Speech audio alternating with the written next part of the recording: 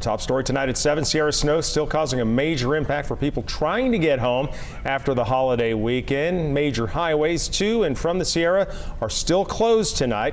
Here's what it looked like on Interstate 80 from Caltrans. All day, crews have been working to clear the roadways from Interstate 80 to Highway 50. So with those major routes closed, we do want to point out, don't try to get around them by taking the smaller roads. We know that some of the very popular mapping apps will suggest the side roads.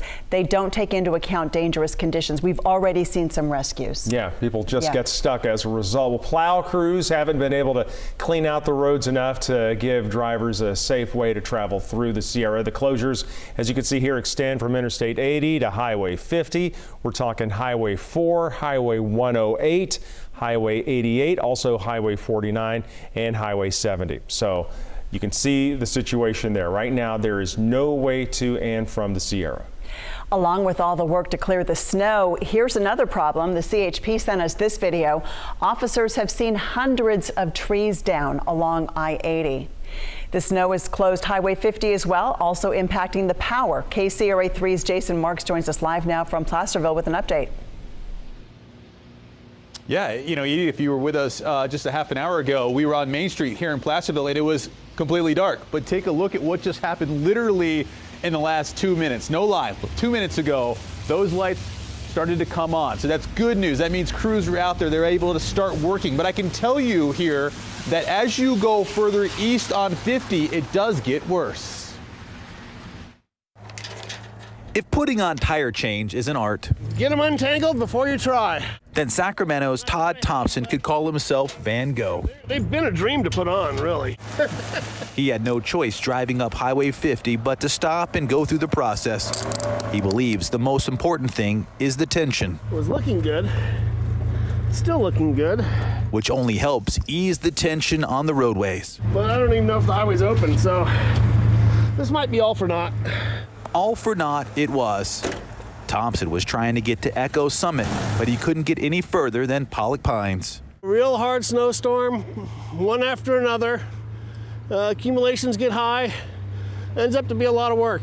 But, you know, it's a nice problem to have. It's good to have the water and it's good to have the snow. Mother Nature left her mark on the Sierra. That includes leaving many without power. Even at 1,800 feet in Placerville, the downtown was left dark. Yeah. We wanted to shop and exchange some stuff, so yeah. Out of luck today. Yeah. I guess. They said they were open, but they're not. In Pollock Pines, businesses tried to blow off this whole snow thing and get open. Easier said than done. We'll get as much cleared out as we can today, and then we'll have to deal with it tomorrow. So when you walk up and down Main Street throughout the day, this is what you saw. Many of the businesses were forced to close because they simply had no power. But as we mentioned just about 5 minutes ago, power is starting to be restored in this area. Most importantly, what was hardest for those crews is trying to get to those areas because we know the streets are not good and you have to get there safely. And obviously they're starting to do it, which is great news. Now back to you. Yeah, we appreciate the work of all those crews and just a great sign to see those lights on behind you, Jason. Thank you. All right, let's check with meteorologist Mark Finan right now, who's tracking all of the conditions for us tonight, Mark. And the heaviest snow fell last night and through the morning hours today. That's when we were seeing a lot of those trees come down. And on Doppler radar, you can see there are still some areas of snow in the Sierra, but it's not coming down to the same intensity that we saw earlier today. We did see a couple of rain showers go through the valley this afternoon, but for the most part, the valley was dry, which I'm sure took a lot of people off guard when you think that just a little bit to the east, it's snowing and there are roads closed when it's dry in the valley. Right now in Amador and Calaveras County, getting some light snow here along Highway 88 and Highway 4. But again, it's not coming down with the same intensity, which is good. We're going to get a little bit of a break here. Still getting some snow in the Camino area and toward Pollock Pines, but once again, it's pretty light as you go up toward Echo Summit. And this, all of this snow will be wrapping up as we go through the night. Along Highway 20, Highway 20 is a mess with downed trees, but we're not seeing much more in the way of snow. And you can see most of Interstate 80, for the most part, is snow-free right now, but it doesn't mean that the road's going to be open anytime soon. Back to you. All right, Mark, thank you. We go now to the dangerous conditions along Highway 89. Viewer Alexandria Otsal sent us this video this morning after an avalanche. Placer County deputies say it was minor and no one was hurt. And deputies sent us this picture as crews work to clear some of that snow from the roadway. As you can see, it's just nonstop up there. As they were working, more snow was coming down. Yeah. Look what else is coming down. Another example of why conditions are so dangerous during all this. A massive tree. They're just buckling under the weight of all the snow. This is video out of Placerville tonight. KCRA 3's Melanie Wingo is joining us live right now. So, Melanie, you had a chance to talk with the folks as they were there just taping it, and it just came right down in front of their driveway.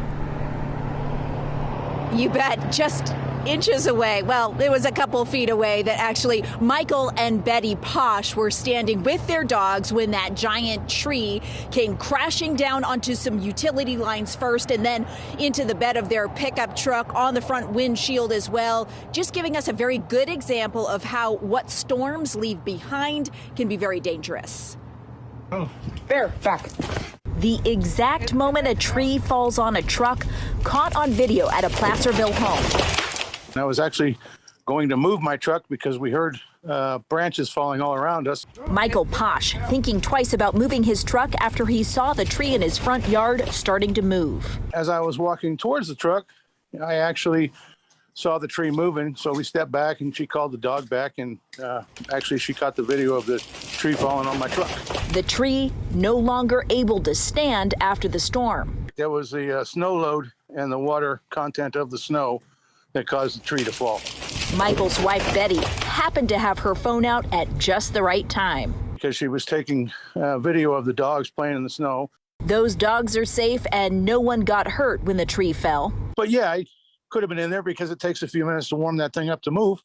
And I would have been sitting in there and it would have hit the roof. I don't know if I'd have been hurt or not.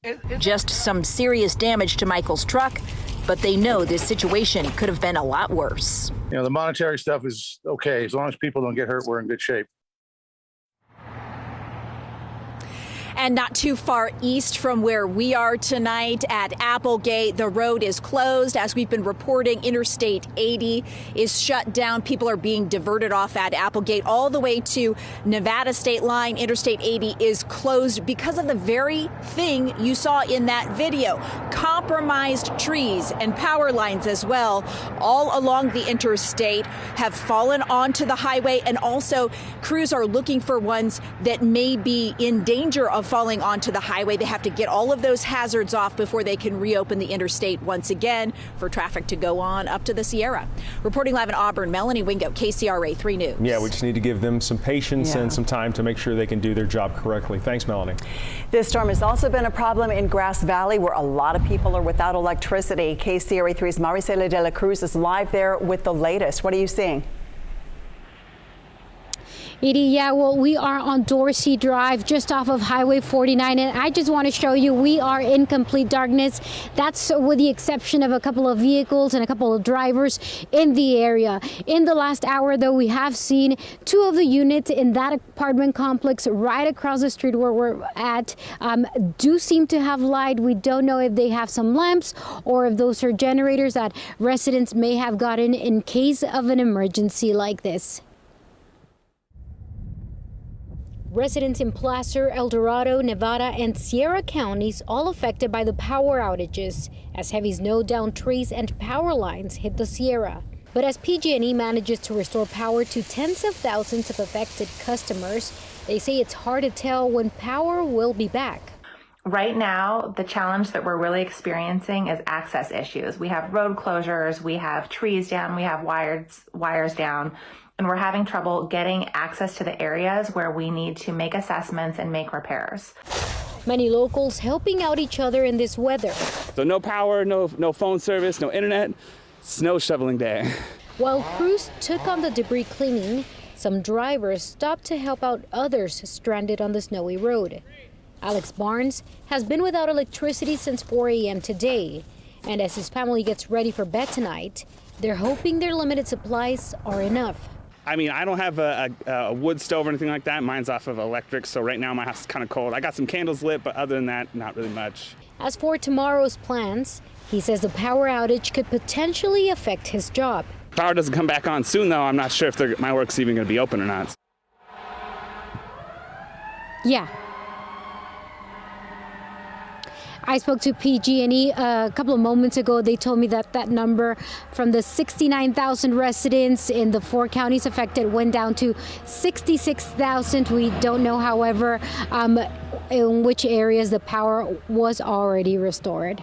For now, live in Grass Valley, Marisela de la Cruz, KCRA 3 News. Yep, we know they're slowly making progress. Thank you. All right, with that, let's check back in with Chief Meteorologist Mark Finan with a closer look at who's without the power right now. Yeah, so the snow is winding down, as you see here on radar. But when we get into cases like this, because of the number of trees down and the number of roads that are involved with those trees down, it can take quite a while to get the power back on. So let me go county by county. I'll show you 6 counties in the foothills. Nevada County has been one of the areas hardest hit. The number now in Nevada County is 28,000. It was a little bit over 30, so we have seen some improvement here, but still 28,000 customers without power. In Placer County, it's just under 10,000. Even though you saw the lights come on in Placerville, we really haven't seen a big time improvement in El Dorado County, where there are 27,000 customers currently without power. In Amador County, it's a little bit less. This number has come down a little bit. We're now at just under 9,000. Calaveras County, this number has been holding steady at about 9,800.